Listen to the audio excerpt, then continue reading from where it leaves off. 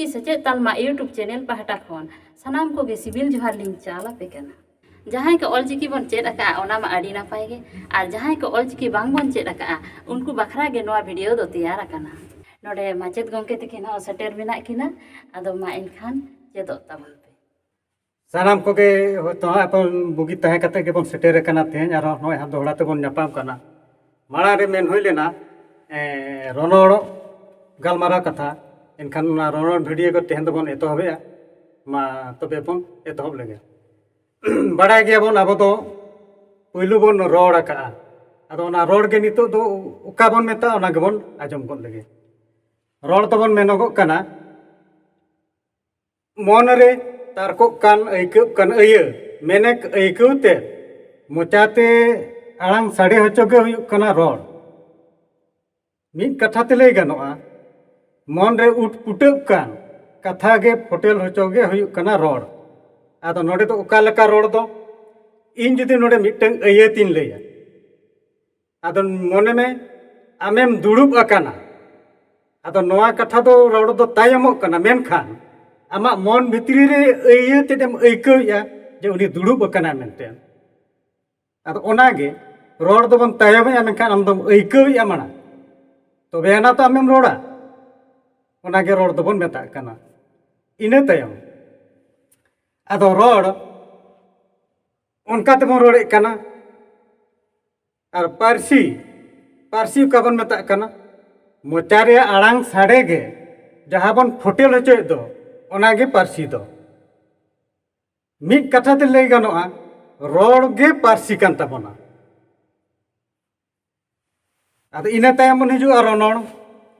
रोनोड़ दो हुयुक कना ओने बन अब जहां बन रोड़े दो ओनागे जुत सही से पुष्टल साइन होटल होचोय लगे मिटन अन अरी से बहर तहेना ओने ना बहर से अन अरी को मेता कना रोनोड़ दो आदो सिरजोन लेकाते रोनोड़ दो तायम ᱧᱚᱜ गया और रोड़ दो पुइलु गया ओका लेका अब दो रोड़ का अबन पुइलु और रोनोड़ दो हुयुक कना ना रोड़ तेद गे अब पुष्टल सही बन फोटेल होचोया और ओना दो बन फोटेल होचोय खान मिटन अन से अरी तहेना ओना लेकाते बन फोटेल होचोया आदो ओने ओना गे हुयुक कना रोनोड़ आम जुदी रोनोड़ ना अन से अरी ते जुदी बाम रोड़ा ओना फोटेल होचो लगी तो मिटन हिड़िज दो हुयुक गया ते एटकेटोणे दो सिरजोग गया ओना तेगे हा उनको रोनोड़िया को मेन का आम उका लेकाम रोड़ा से आलांगेम उल्टावा ओना लेका गे रोड़ोगोआ और ओना ना अन अरी से बहर दो हुयुक कना ना रोनोड़ तला तेगे हुयुगोआ बांखान दो ऑलचिकी से अब नोबन चेदोगे पुइलु खन उन दो अब दो रोनोड़ दो साब तेगे हुयुक ताबोना और जुदी ओना ना सारिम खोजो खान दो अब दो रोनोड़ पुइलु खन गे चर्चा हुयुक ताबोना आदो नोडे मिटन कथा आरो मेनोगोआ आबो नितो उका दाड़े तेबन रोड़ कना नोडे हम मिटन ना लई तोरा हुयुआ उका दाड़े तेबन रोड़ कना पुइलु रे लैया अब दो मूल रे अब दो होयंग दाड़े तेबन रोड़ कना ओना दो उका लेका अब दो मोचा तेबन रोड़ कना अब दो मुंह मेना मोचा भितरी रे आलांग मेना अब दो लुटी हो मेना मोचा भितरी रे आलांग मेना खान दो ओना हो हाडे हाडे तकीजुआ अब तो मुँह ते बन साहेदिया मोचा ते बन साहेदिया ओना साहेद गे मोचा खन जुदी हाहेद लेकातेम ओडोक होचोय कान दो ओना होय दो हाडे हाडे तापिñoa और ओना लेकाते अब दोबन रोड़ कना आदो ओना लेकाते लैया आबोआ दो रोड़ रना मूल दाड़े दो हुयुक कान ताबोना होयो आदो आरहो रोनहड़िया को मेन का आमा जहां एनते उकोय उका लेका आलांगे उल्टा उल्टी दाड़ेया उनी दो ओनका गे रोड़ दाड़ेया आदो नोडे मिटन ओना लेका गे लैया जेमन नोडे मिटन अड़ै लैया धट धुट धिट धेट कथाटा दो मिटन कान गे अड़े दो आदो उका लेका अब आलाम बन उल्टा होचोया मिद दो हुयुक कना धट धेट धिट धुट आदो नोडे दो ना राहा आड़ांग तेद गे पलटाव कना मेनखान ओना ना मेनेत दो मिटन गया ओना तिन लैया आबो दो ओकोय ओका लेका आलांगे उल्टाव दाड़ेया उनी दो ओनका लेकाय रोड़ दाड़ेया नितो दो ऑल और चिकी कथा रे बन हिजुआ आदो ऑल चिकी दो ओका बन मेता कना ऑल रिया चिकी रोड के ऑल चिकी दो आदो नोडे दो ऑल मिटंग अड़े कना और चिकी मिटंग अड़े कना आदो ऑल अड़े और चिकी अड़े ते नोडे चेत बन बुझाया ओना बन मेन लगे हां तबे ऑल दो ओका बन मेता कना ओना बन आजम लगे जहां गात चिखने को होते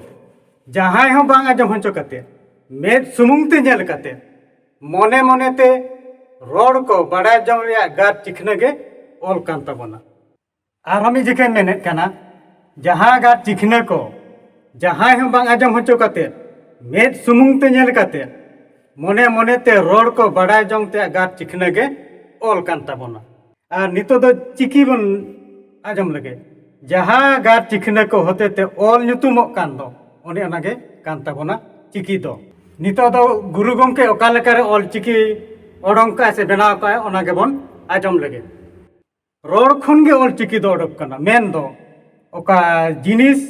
बांखान उदु बांखान कामिरिया कथा बुझबा ओने ओना को ना चितर खन गे ऑल चिकी दो ओडोक का ऑल दो हा आदो गुरु गमके दो आजा पुइलू चिकी हा जाय ओडोक का दो ओना दो आज ओका लेका नेलका से चितर ओका लेका नेलका ओना खन गे ओडोक का ऑल दो हा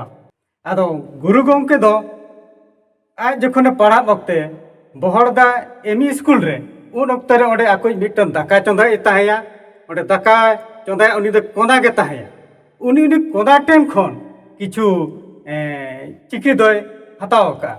उनी ठेन खन होय हताव का और आज जहां चितर को नेल का दो ओना लेकाते ऑल दोय ओडोंग का आदो नितो दो ओना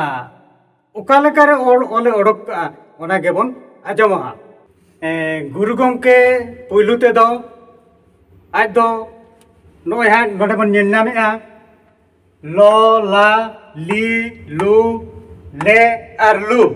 ओना को इदी काते के पुइलू आजा चिकी दो हा बेनाव ले ताया आदो नोआ लो ला ली लू ले और लू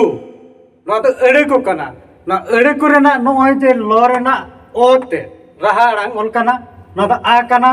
और नोआ दो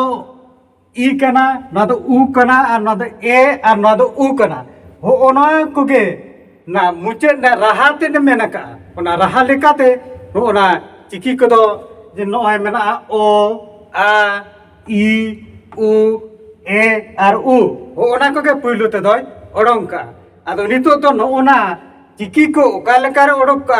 ओना के बन आजमा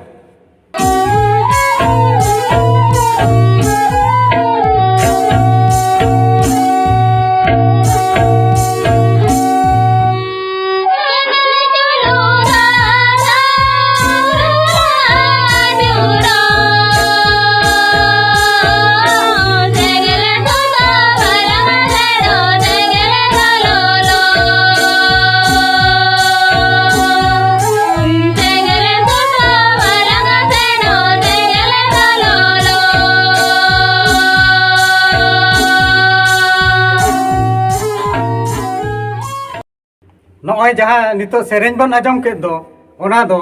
सेंगेल जुलू धौ धौ गुरलो अचूरो सेंगेल सुर बालांग चला सेंगेल दो लो लो आदो नोय जे लो लो ना लो लो दो ओ कथा हिजु कना से ओना ओ ओल दो सेंगेल जुल ना ओना कालका गुरलो कन दो ओना ना चितर नेल कते गे ओ ओल दोय बेनाव कना